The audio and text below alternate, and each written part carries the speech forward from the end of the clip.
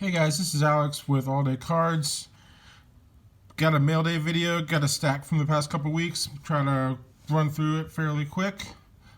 Still kind of new to making videos, so made my first one a couple weeks ago and then sort of haven't made any for a while, but hopefully can get back on it a little bit. I got some stuff. I'm a Baltimore guy, Orioles, Ravens, and then I kind of collect slabs of pretty much everything, so I got a little bit of everything. So here we go. Ravens guy. I collect. I like to get refractors. Ray Lewis, Suggs, Reed. You know the Ravens legends. This is a 2012, right? Or sorry, It's 2002. This is the Topps Chrome Black refractor. Pretty nice shape. I only paid like $3 with shipping, so it was real cheap. These are $5.99. Pretty nice. Couple dollars. Ray Lewis. Let's see, we got. I'm a player collector, but I collect lots of players. So, I got two of these actually. The 87, just the traded, not the Tiffany. I got a pretty decent Maddox collection. Best pitcher of the 90s, in my opinion. Yes, better than Randy Johnson, Clemens. But either way.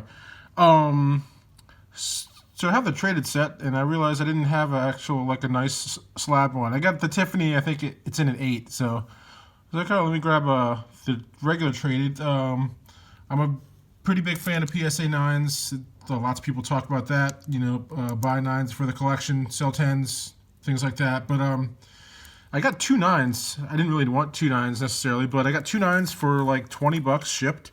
So I don't know. I just grabbed two. Pretty cool. They're both nice. They're centered. They're pretty clean, so I'll take two of those for $20.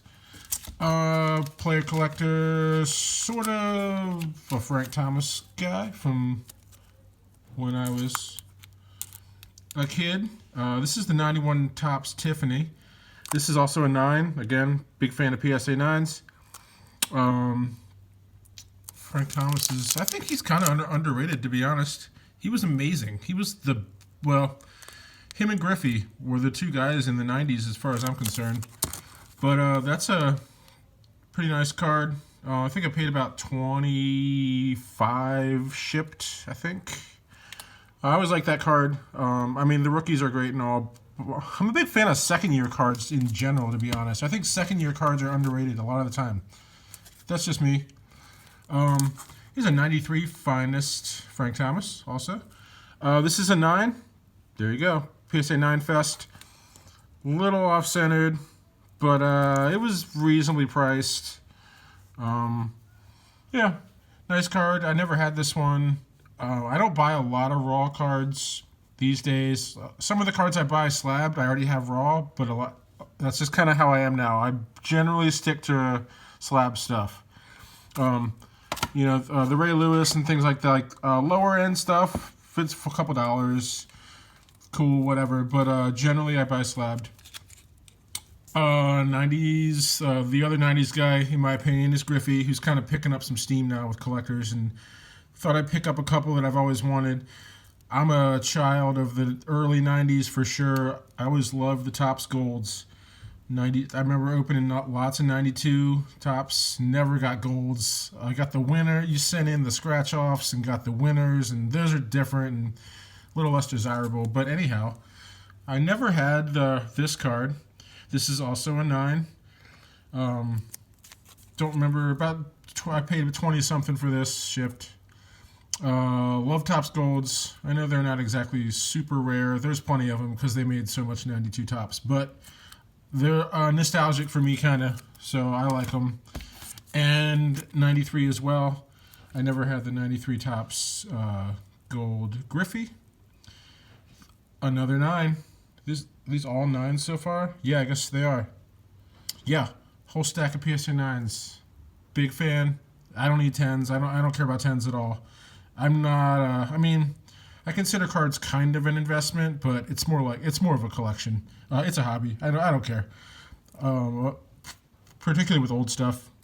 But newer, 90s and newer. I'm great with 9s. Don't care about 10s. You can I'll let somebody else pay 5 times the price for a 10. I think I paid 15 for the 93.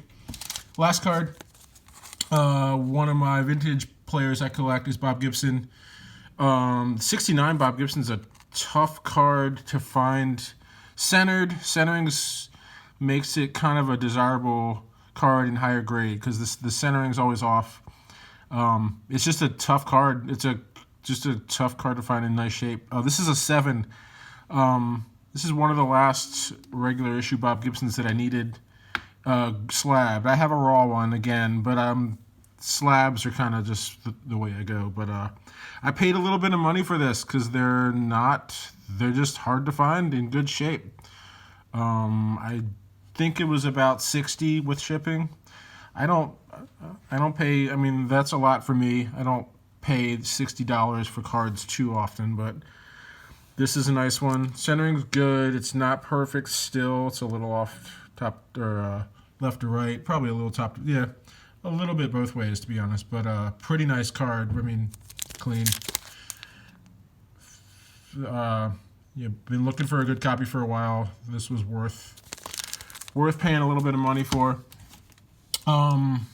Thanks for watching. If you stuck around, if you guys are interested in seeing stuff like this more often, feel free to subscribe. It'd be great.